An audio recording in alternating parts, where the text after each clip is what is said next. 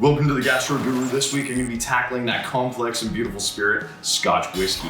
We're going to be making 2 great cocktails as well as 3 beautiful dishes with lamb, mac and cheese, and an amazing fig dish. So I'm going to be using some Old Pulteney.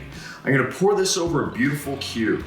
Now what's great about this Scotch, it has some nice floral tones, which you don't normally really associate with Scotch. So nice floral tones and some honey in there. So it's great to cook with and also obviously to drink.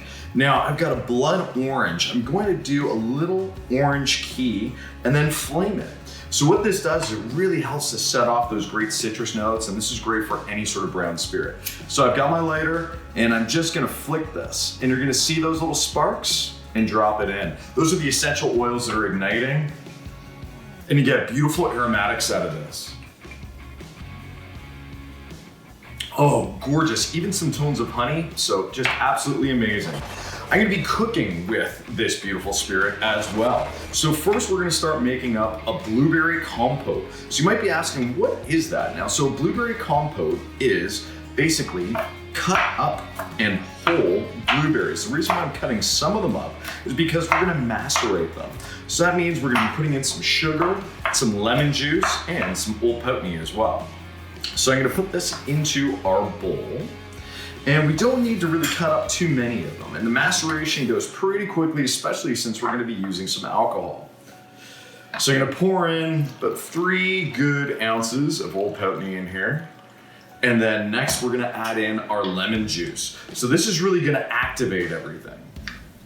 So we're just gonna squeeze this out and add in, this is about half a lemon. Getting all the juice in there, which is great. Also great workout for the arms. And then I'm gonna add in some quick dissolved sugar. So first I'm gonna add in about half a cup, and I'm just gonna mix this up with my hands.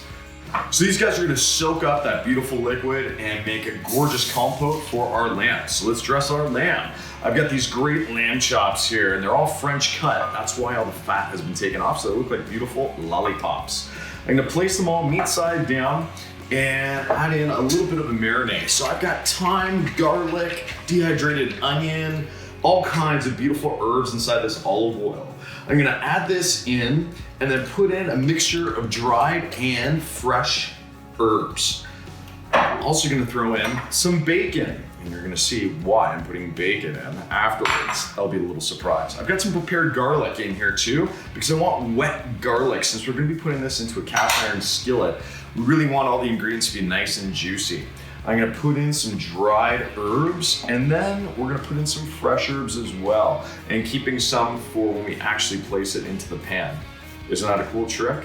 Just using your fingers, you can just peel off all of that rosemary. Oh, smells so good. That nice little bit of friction between your fingers and those leaves really activates all those great oils and all the great fragrance. I've got a little bit of thyme as well that I'm gonna put in, just a little bit. I'm gonna use most of it for when we're finishing off the lamb chops.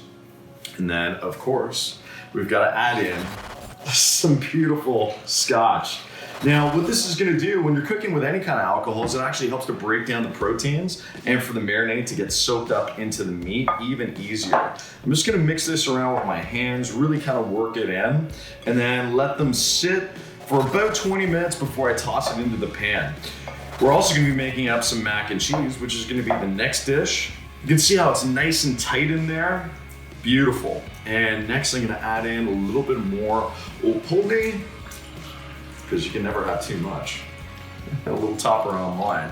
Isn't that a beautiful, perfect ice cube? That way the ice doesn't melt that much when you're using a bigger ice cube. It doesn't water down your cocktail, and it's great when you're drinking spirit straight. Don't mind if I do. Awesome.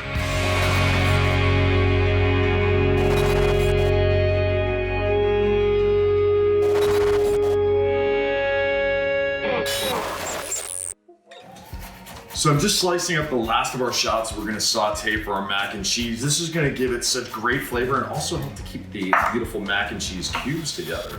So I'm gonna put these into a pan, saute them on high, add in a little bit of my Old Pulteney as well, just to give it some nice caramelized flavor, and then mix up the sauce.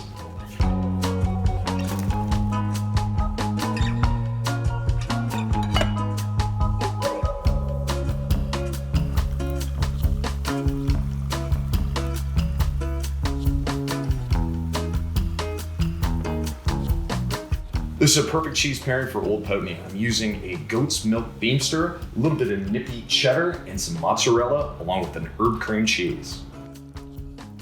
The cream cheese keeps the cubes nice and ooey gooey.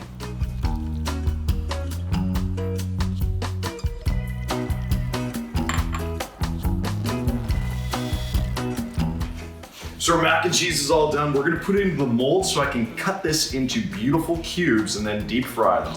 This is terrific. Everything is nicely melted. You need it to be nice and ooey gooey in order for this actual recipe to work. So I'm just gonna put that over and I'm pressing in the noodles. What this is gonna do is alleviate any sort of air pockets so that the squares, when we cut them, all come out nice and tight. Oh, this just smells so good. I just want to eat it right now, but trust me, after you see that golden brown crust, you're gonna know why you put in the time. That guy's ready. Let's put the lamb chops on and get this guy to chill.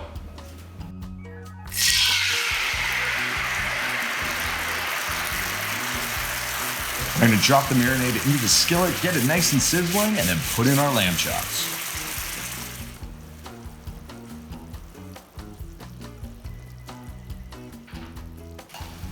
I'm gonna flip the lamb chops after about 4 minutes. I'm gonna deglaze the pan with the Old Pulteney to be able to get all the browns off.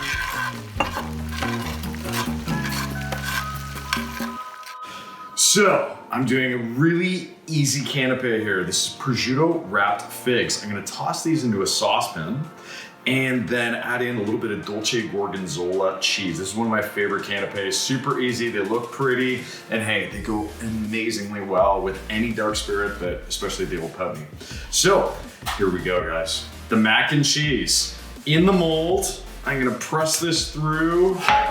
There we go. The mac and cheese has been released. I'm gonna chop this up into squares and then put it into an egg wash and a panko and breadcrumb coating. So I'm just gonna slice these guys up into manageable squares and then dip them into the egg wash, put on the crust, and we're gonna deep fry them. I know, this is so cool. It's amazing. Kids love them and love to make them. And of course, we all love to eat them. I mean, who doesn't love mac and cheese? And with that beautiful goat's milk beamster in here, it's just gonna taste awesome. See, isn't that cool? So I'm just gonna dip that into the egg wash and then drop it in. Whenever you're doing this, you wanna make sure you've got one dry hand, one wet hand. Otherwise, it just turns into a massive mess. Boom. And they're ready to go into the deep fryer. I'm just gonna continue doing this. We'll deep fry them up and then do the final reveal with my last cocktail. So you're gonna place in 3 cubes at a time and deep fry these guys for about 1 minute or until golden brown.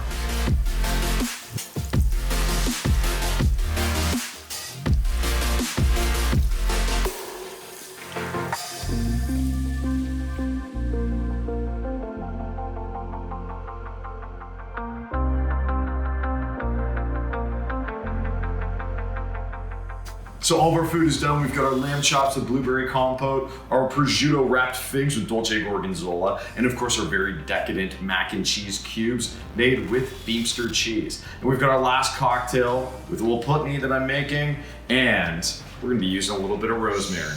So I'm gonna smoke this cocktail by igniting the rosemary. I'm gonna put the glass over top to get the smoke in there. While that's smoking, I've got a little bit of the liquid from the blueberry compote. So I'm gonna be putting that into our cocktail to blend everything together. This guy should be nice and smoked. Perfect. Drop in a nice cube, and I'm gonna add in just a splash.